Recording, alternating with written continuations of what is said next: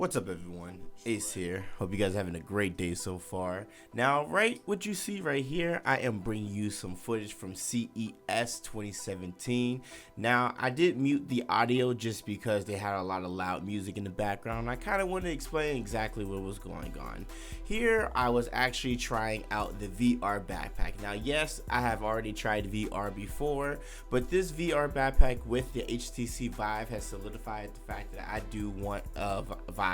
It's very fun, it's very immersive, it's very comfortable, and even after 5 to 10 minutes plus of play, I don't feel sick or anything. Now, my concern was originally playing with the VR backpack. Now, this is a full-on computer itself. If I wanted to use the computer to be able to basically surf the net, anything along those lines, I would be able to do so.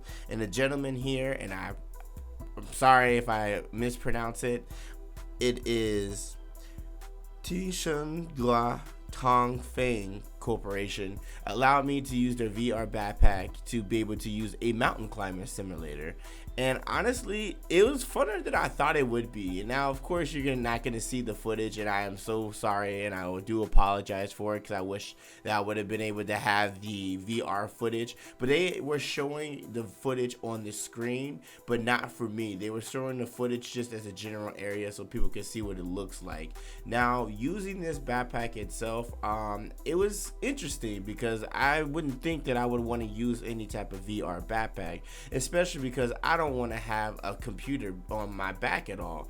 But the computer had a full 1080 it had a 1060 in it, graphics card, i7 processor, all of that. The specs were out the roof. Of course, if it's going to be running any type of virtual reality game, it needs to be at least something that can go at least at 90 frames per second. Now, in the world that I was in, it was just basically me mountain climbing, and I'm gonna start all of a sudden. I start at a base, and then the purpose of me is to basically go all the way up to the top. Once I go all the way up to the top, there was this rope that I had to actually grab.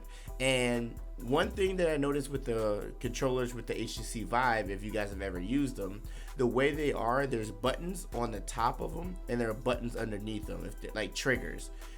The way that you're supposed to climb up the mountain, you're supposed to hold the triggers, and it's very responsive. So if I'm going and climbing and I use my right hand to go up, I have to hold the button.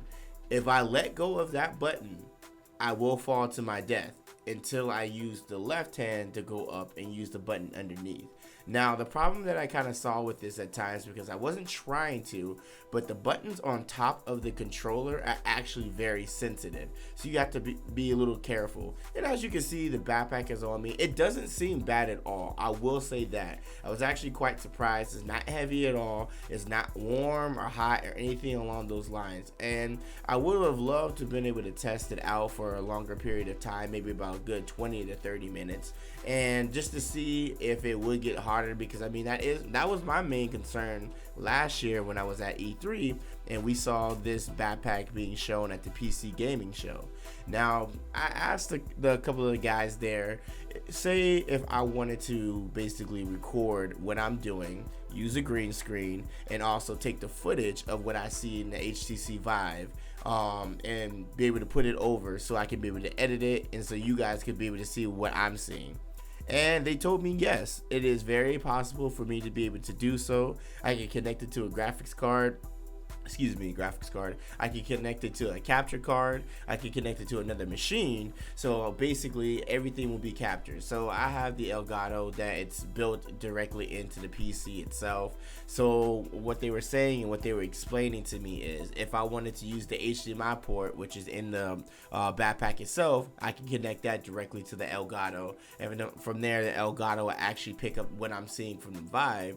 And then I can be able to edit that using green screen and chroma keying that out. So I thought that was pretty cool. I mean, yes, it is a little bit extra just because you can't necessarily do it directly from the backpack, at least from what I was explained. But I did have a good time doing it, and I'm not gonna lie, that rock climbing simulator actually was a pretty good arm workout itself. Like, you would think it's nothing, but then once you start getting in that immersive world and everything, you actually feel like you're there.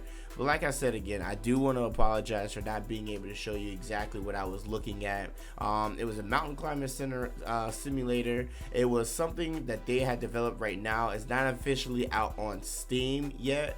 But it seems that it will be on Steam later on down the road. But this definitely just solidified my fact that I want to get an HTC Vive. I think it was dope. I enjoyed it. I don't think I'm gonna necessarily get it in the red color, and I think that was just a cover over it. I'm definitely gonna get it with the typical black itself. But I just wanted to tell you guys my experience using this mountain climber simulator, and more importantly, using the VR backpack. Like I said, I was actually very shocked. It's not that heavy.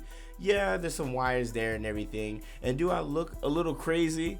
Of course I do. Like, look at me. I just fell off. I know I just fell. Definitely.